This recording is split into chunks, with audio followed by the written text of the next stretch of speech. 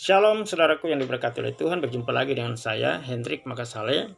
Saya adalah seorang pastor dan hari ini saya mau bicara tentang apakah sebagai orang percaya atau pendeta atau hamba Tuhan kita lebih banyak membicarakan dosa atau kasih karunia. Membicarakan lebih banyak tentang dosa atau pelanggaran tidak akan mengurangi efek buruk dari dosa itu.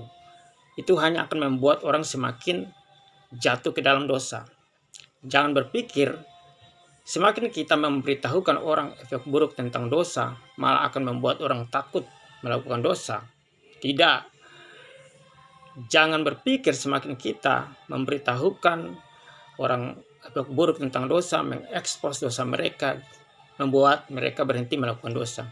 Justru ketakutan akan dosa itulah yang membuat orang tersebut semakin tenggelam akan kuasa dosa. Penuduhan dan intimidasi justru akan membuat orang tersebut semakin hidup dalam keterikatan akan dosa.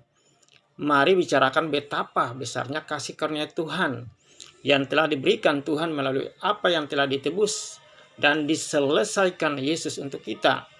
Itulah yang membuat orang segera dan secara sadar tidak akan lagi berfokus kepada dosa, sebab kasih Tuhan terlebih mendominasi kehidupannya. Akibatnya keterikatan dosa akan otomatis hilang. Membicarakan tentang Yesus tidak akan pernah habis-habisnya. Itu akan memberikan kehidupan. Justru ketakutan dan intimidasi akan lenyap, digantikan dengan kehidupan yang penuh damai, sejahtera, kasih, dan sukacita.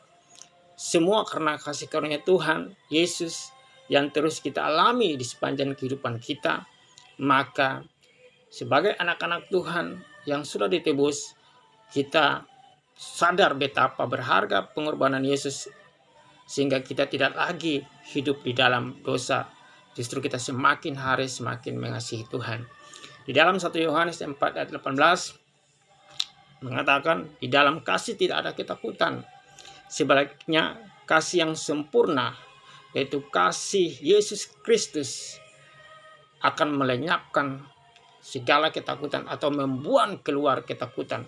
Karena ketakutan mengandung hukuman, dan siapa yang takut, ia belum disempurnakan di dalam kasih.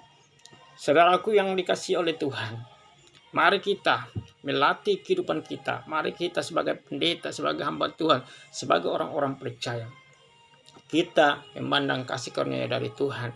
Jangan lagi kita mau berfokus kepada dosa. Jangan lagi kita mau membicarakan lebih banyak tentang dosa.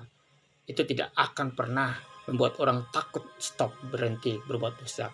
Malah justru semakin mereka terikat dalam dosa. Yang harus kita lakukan ialah kita terus memberitakan kabar baik tentang Yesus yang telah menyelesaikan semua dosa-dosa di atas kayu salib dengan menjadi berkorban untuk menyelamatkan kehidupan kita. Tuhan Yesus memberkati kita semua dan shalom.